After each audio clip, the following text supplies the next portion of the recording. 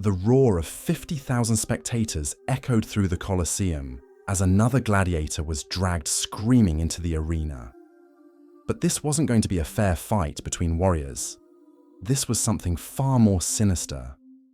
Waiting in the shadows beneath the sand were creatures that would make your worst nightmares seem like children's bedtime stories. These weren't just any wild animals. These were beasts that no longer walk from this earth. Monsters, a world that has vanished forever. What you're about to discover will shatter everything you thought you knew about Roman entertainment. The gladiatorial games weren't just about human combat.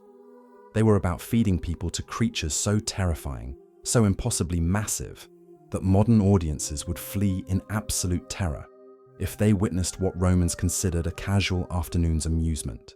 Today, we're going to expose the horrifying truth about when Roman gladiators were fed to extinct beasts for entertainment. But before we dive into this nightmare, let me paint you a picture of just how twisted Roman society had become by the height of the empire. While we might think of gladiatorial combat as the pinnacle of Roman cruelty, the reality is that human versus human fights were actually considered the refined entertainment. The real depravity happened during the morning shows, when condemned criminals, captured enemies, and sometimes even volunteers were thrown to creatures that could tear a grown man apart in seconds. The Romans had turned murder into an art form, and they had access to animals that would make a modern lion look like a house cat. These weren't just bigger versions of creatures we know today. These were entirely different species, evolutionary dead ends that possessed strength, speed, and killing instincts that defied human comprehension. The empire's vast network of traders, hunters, and military campaigns brought these nightmarish creatures from the furthest corners of the known world, all to satisfy Rome's insatiable appetite for blood and spectacle. Picture this scene unfolding before your eyes. The morning sun beats down on the arena floor as a group of condemned prisoners is herded through the gates. They're not given weapons, not given armor, not given hope. They know they're about to die, but they can't possibly imagine the horror that awaits them. From beneath the arena floor comes a sound that chills the blood. It's not quite a roar, not quite a growl, but something that speaks to the deepest, most primal fear buried in the human soul. The crowd falls silent for just a moment, that brief pause before the eruption of cheering that will drown out the screams to come. The beast emerges, and even the hardened Roman spectators lean forward in anticipation. What they're about to witness is a creature that their great-grandchildren will never see.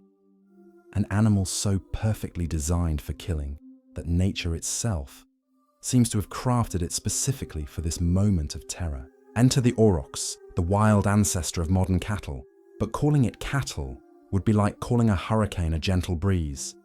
These massive beasts stood over 6 feet tall at the shoulder and weighed more than 3,000 pounds of pure muscle and rage. Their horns weren't decorative accessories. They were weapons, curved spears of bone that could punch through a man's chest and lift him off his feet like he weighed nothing at all. Roman writers described encounters with aurochs as battles against creatures possessed by demons, animals that showed no fear of humans and seemed to take genuine pleasure in the act of killing. The aurochs had earned their reputation through centuries of encounters with human settlements across Europe and Asia. Unlike modern domestic cattle, which flee from predators, aurochs would charge toward danger with a fury that terrified even experienced hunters. Their massive skulls could crush bones with a single blow, and their hooves were the size of dinner plates, capable of trampling a man into the arena sand until nothing recognizable remained. But here's where the story becomes truly disturbing. The Romans didn't just capture these creatures and throw them into the arena. They systematically starved them, tortured them, and drove them into states of psychotic rage before releasing them on their human prey. Handlers would use red-hot iron brands to enrage the beasts, creating wounds that would make them even more desperate and violent. Some accounts describe aurochs being kept in complete darkness for weeks before their arena appearances, emerging into the blazing sunlight, already half mad with confusion and pain. The prisoners faced a creature that was not only physically overwhelming, but mentally broken. A 3,000-pound engine of destruction that had been deliberately transformed into something beyond natural aggression. The aurochs would enter the arena like a force of nature unleashed, and what followed was less entertainment than systematic butchery. Yet the aurochs were just the beginning of Rome's collection of extinct nightmares. From the forests of Europe came another predator that would make modern big cats seem tame by comparison. European lions stalked the arena floors with a majesty and terror that their African cousins couldn't match. These weren't the lions you might see in a zoo today. European lions were larger, more muscular, and according to Roman accounts, significantly more aggressive than their southern relatives. Pliny the Elder, one of Rome's most respected natural historians, wrote extensively about the differences between European and African lions. He described the European variety as possessing supernatural strength and an almost human intelligence when it came to hunting. Their manes were darker and fuller, giving them an appearance that Roman artists captured in countless mosaics and sculptures. But it wasn't their appearance that made them perfect for the arena. It was their hunting behavior. European lions had evolved to take down prey much larger than what African lions typically hunted. They were accustomed to bringing down aurochs, wild horses, and even small elephants. A naked human prisoner represented nothing more than a brief warm-up exercise for these apex predators. Roman records describe individual European lions killing multiple men in single combat, moving through groups of prisoners with methodical efficiency that suggested they understood exactly what was happening. The psychological warfare began before the lions even entered the arena. Prisoners could hear them roaring from the underground chambers, a sound that Roman writers compared to thunder rolling across the heavens. The anticipation was part of the torture, knowing that something impossibly powerful was waiting just beneath their feet, hungry and angry, and perfectly designed to end their lives in the most brutal way imaginable. When the gates finally opened and the lions emerged, witnesses described a moment of absolute silence. Even the bloodthirsty Roman crowd would pause to appreciate the terrible beauty of these predators. European lions moved with a fluid grace that belied their massive size, their eyes scanning the arena, not for escape routes, but for the most efficient killing opportunities. But the true horror of these spectacles wasn't just the individual deaths. It was the systematic nature of the slaughter, the way Roman engineers had perfected the machinery of murder. The arena floor was designed with hidden trapdoors and mechanical lifts that could introduce new terrors at any moment. A prisoner might think he had found safety in one corner of the arena, only to have dead beneath his ground feet open up to reveal another nightmare emerging from the depths. The Romans had turned death into theatre and extinct beasts into the star performers in their twisted productions. These weren't random encounters between humans and dangerous animals. They were carefully choreographed massacres designed to extract maximum entertainment value from human suffering. What makes this story even more chilling is that these creatures, these perfect killing machines that terrorized thousands of human beings for the amusement of crowds, no longer exist anywhere on Earth. The European lions, the massive aurochs, and the other extinct predators we'll explore were driven to extinction partly through their use in Roman entertainment. The empire's appetite for spectacle literally consumed entire species. The systematic extinction of these magnificent predators reveals a darker truth about Roman society than most historians dare to acknowledge. Every roar that echoed through the Colosseum represented not just entertainment, but the deliberate erasure of species that had ruled their respective territories for millennia. The Romans weren't content to simply kill individual animals. They were orchestrating ecological genocide to be matched until the modern era. On a scale that wouldn't. Consider the logistics of what we're describing. Roman hunting parties ventured into the deepest forests of Germania, the scorching deserts of North Africa, and the frozen steppes of Eastern Europe, all to capture creatures that could tear apart their captors with ease. These weren't casual expeditions. They were military operations involving hundreds of men, specialized equipment, and months of planning. The Romans developed techniques for trapping aurochs that involved entire forests being cleared to create massive enclosures. Teams of hunters would drive these 3,000-pound beasts across vast distances, losing dozens of men in the process, all to deliver a single specimen to the arenas. But the aurochs and European lions were merely the opening acts in Rome's theatre of extinct horrors. From the eastern reaches of the empire came a predator that made European lions look like domesticated pets. The Caspian tiger prowled into Roman arenas, carrying a reputation that preceded it like a shadow of death. These weren't the tigers you might imagine from modern documentaries. Caspian tigers were larger, more muscular, and possessed a hunting instinct so refined that Roman writers described them as supernatural beings wearing animal forms. Standing nearly 4 feet tall at the shoulder and stretching over 10 feet from nose to tail, a fully grown Caspian tiger represented the absolute pinnacle of predatory evolution. Their coats blazed with colors so vivid that Roman artists struggled to capture them in paint, stripes so perfectly arranged that they seemed painted by divine hands. But beneath that magnificent exterior lay muscles coiled like steel springs, jaws powerful enough to crush a man's skull with a single bite, and claws that could disembowel a victim before he even realized he'd been attacked. Roman accounts of Caspian tiger hunts read like horror stories written by men who barely survived to tell their tales. These tigers didn't simply hunt their prey. They studied it, analyzed it, and executed attacks with a precision that suggested military training. Hunters reported that Caspian tigers would follow human expeditions for days, learning their patterns, identifying the weakest members, and striking only when victory was guaranteed. They were ghosts made flesh, capable of moving through dense forests without making a sound, appearing behind their victims like death itself had taken physical form.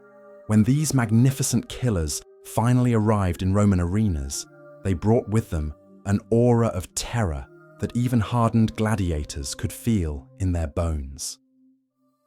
The underground chambers beneath the Colosseum would echo with sounds that defied description. Not quite roars, not quite growls, but vocalizations that seemed to bypass human hearing and speak directly to the soul. Prisoners waiting for their turn in the arena would hear these sounds and understand, perhaps for the first time in their lives, what it meant to face something that existed solely to kill. The Romans developed an entire industry around the capture and transport of these extinct predators. Ship captains specialized in moving cargo dangerous across the Mediterranean, their vessels modified with reinforced cages and specialized feeding systems. The mortality rate among both animals and handlers was staggering. For every Caspian tiger that made it alive to Rome, 3 more died during capture or transport. The handlers themselves faced constant danger, working with creatures that viewed every human interaction as either a threat to be eliminated or prey to be consumed. But perhaps most disturbing was how the Romans modified these already terrifying predators to make them even more deadly. Arena records the modern animal described techniques that would horrify rights activists. Tigers were kept in near-complete darkness for weeks before their performances, emerging into the blazing arena lights already disoriented and enraged. Handlers would use heated iron brands to create fresh wounds that would drive the animals into states of psychotic fury. Some accounts even described the use of drugs extracted from poisonous plants, substances that would heighten the tiger's aggressive instincts while clouding their judgment. The result was creatures that had transcended natural predation to become something approaching pure malevolence. These weren't wild animals acting on instinct. They were torture victims who had been systematically broken and rebuilt as instruments of human destruction. When a Caspian tiger finally entered the arena, it carried with it weeks of accumulated pain, rage, and confusion that would be unleashed on whatever unfortunate souls had been selected for that day's entertainment. The prisoners faced not just death, but annihilation at the hands of creatures that represented the absolute peak of predatory perfection. Roman accounts describe individual tigers dispatching multiple men with such speed that spectators could barely follow the action. One moment, a group of condemned criminals would be huddled together in the center of the arena. The next moment, body parts would be scattered across the sand, while the tiger cleaned blood from its claws, with almost casual indifference. Yet even the mighty Caspian tiger wasn't the most exotic predator in Rome's collection of extinct horrors. From the distant shores of North Africa came creatures that challenged everything Romans thought they knew about the natural world. North African elephants entered the arena carrying the weight of geological ages on their massive frames, their presence transforming the Colosseum into something resembling a primordial landscape where humans were nothing more than insignificant prey. These weren't the elephants that modern audiences might expect. North African elephants stood nearly 9 feet tall and weighed close to 6 tons of muscle, bone, and primal intelligence. Their tusks curved like ivory scimitars, capable of impaling multiple men with a single charge. But it was their intelligence that made them truly terrifying opponents for human prisoners. Unlike the rage-driven attacks of tigers or aurochs, elephant attacks were calculated, methodical, and almost surgically precise. Roman naturalists wrote extensively about elephant behavior, describing creatures that seemed to understand the concept of revenge, animals that would remember individual humans who had wronged them and seek specific retribution. In the arena, this intelligence manifested as something approaching sadistic creativity. Elephants would use their trunks not just to kill, but to torment, picking up prisoners and holding them aloft while the crowd roared its approval, prolonging the psychological torture before delivering the final crushing blow. The sound of an elephant's trumpeting call reverberating through the Colosseum was unlike anything else in the Roman repertoire of horrors. It was a sound that seemed to come from the earth itself, a primordial bellow that spoke of ages when humans were nothing more than tiny mammals scurrying between the feet of giants. Prisoners hearing that call knew they were about to face something that existed on a completely different scale of power and intelligence than anything they could comprehend. But the Romans weren't content to simply release these creatures into combat with helpless prisoners. They developed elaborate scenarios that maximized both the spectacle and the suffering. Elephants would be trained to perform specific actions, taught to use their intelligence not for their own survival, but for the entertainment of human audiences. Some were taught to deliberately prolong kills, others to coordinate attacks with multiple animals, creating choreographed massacres that blurred the line between sport and systematic torture. The extinction of these magnificent creatures represents one of history's greatest tragedies, a loss that extends far beyond the individual deaths in Roman arenas. When the last North African elephant died, the world lost not just a species, but an entire evolutionary lineage that had survived ice ages, continental drift, and countless natural disasters, only to fall victim to human entertainment. The systematic destruction of entire species for momentary entertainment reveals the true depths of Roman depravity. But we haven't yet explored the most disturbing aspect of these spectacles. The creatures we've discussed so far were at least recognizable as predators, animals that possessed natural killing instincts. But the Romans also captured and tortured creatures whose only crime was existing in a form that seemed alien to human understanding. From the distant islands of the Mediterranean came dwarf elephants, creatures so bizarre that many Romans initially refused to believe they were real. These weren't simply smaller versions of their massive North African cousins. They were evolutionary marvels that had adapted to island life over thousands of years, shrinking to roughly the size of large cattle while retaining the intelligence and emotional complexity of their gigantic relatives. Standing barely 3 feet tall at the shoulder, these creatures possess the same intricate social structures, the same capacity for grief and joy, and the same remarkable memory that characterized all elephants, but their diminutive size made them perfect victims for a particularly cruel form of Roman entertainment. Rather than using them as instruments of execution, the Romans created spectacles that mocked the very concept of natural order. Dwarf elephants would be pitted against gladiators in combat scenarios designed to humiliate both species. The tiny elephants, despite their intelligence, were no match for armed humans, yet their desperate attempts to defend themselves provided exactly the sort of pathetic struggle that Roman audiences found hilarious. These performances represented something even more twisted than the straightforward slaughter we've described. The Romans were deliberately creating scenarios where magnificent creatures would be reduced to objects of ridicule, where evolutionary success stories spanning millions of years would become punchlines in their twisted comedy of cruelty. The psychological torture extended beyond the immediate participants to encompass entire species, transforming natural selection itself into entertainment. The capture of dwarf elephants required expeditions to remote Mediterranean islands, journeys that often resulted in the complete extermination of local populations. Roman hunting parties would systematically eliminate entire family groups, capturing the survivors and leaving behind ecological wastelands where complex social structures had thrived for millennia. The islands that once echoed with the gentle trumpeting of these remarkable creatures fell silent forever, their ecosystems forever altered by Roman entertainment demands.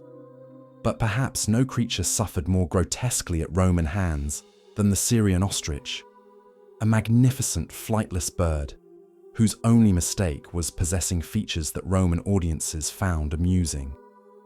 Standing over 7 feet tall with necks like serpents and eyes that seemed almost human in their intelligence, these ostriches represented millions of years of evolutionary refinement. They were perfectly adapted to their desert environments, capable of outrunning horses and possessing kicks powerful enough to kill lions. Yet in Roman arenas, these natural marvels were reduced to comic relief. Syrian ostriches would be released into combat scenarios specifically designed to showcase their apparent cowardice, their instinctive fleeing behavior interpreted by Roman crowds as proof of their inferiority to human courage. Gladiators would chase these magnificent birds around the arena, while spectators roared with laughter at what they perceived as a display of animal stupidity. The reality was far more tragic. These ostriches were displaying perfectly rational survival behavior, attempting to flee from an environment that offered no possibility of escape and no logical reason for combat. Their apparent panic was actually sophisticated threat assessment. Their erratic movements, the desperate calculations of creatures trying to solve an impossible puzzle. They possessed the intelligence to understand their situation, but lacked the weapons to change it. Roman records describe elaborate hunts specifically designed to capture Syrian ostriches alive, expeditions that ventured deep into the Arabian Peninsula to locate breeding populations. These hunts were exercises in ecological devastation, clearing vast areas of desert to construct temporary holding facilities and transport networks. The logistics alone required the coordination of hundreds of men and massive financial resources, all invested in the systematic destruction of species for fleeting moments of crowd amusement. The transportation of these creatures to Rome involved months of suffering that began long before they ever entered the arena. Syrian ostriches were naturally social animals that lived in complex family structures, yet Roman captors deliberately separated family members to prevent coordinated escape attempts. Individual birds would be confined in cages barely large enough to contain their massive frames, unable to run or even stretch their powerful legs for weeks at a time. By the time they reached Roman arenas, these once magnificent creatures had been psychologically and physically broken. Their natural grace had been replaced by neurotic behaviors, born of prolonged confinement.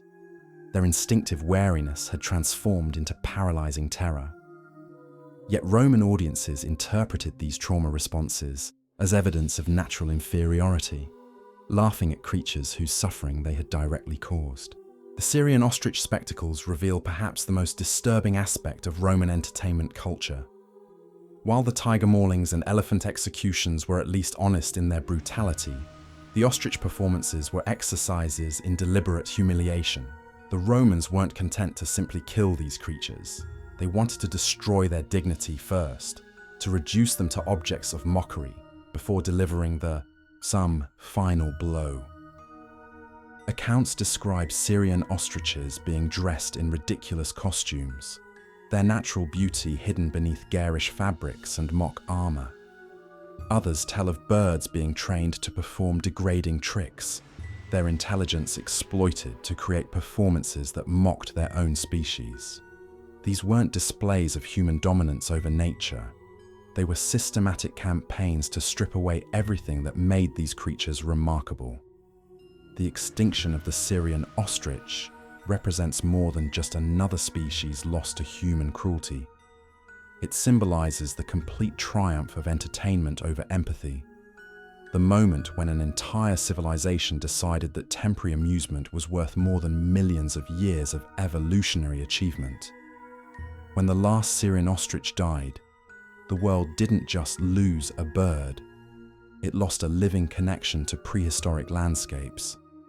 A creature that had witnessed the rise and fall of countless civilizations and had survived everything nature could devise, only to fall victim to human entertainment.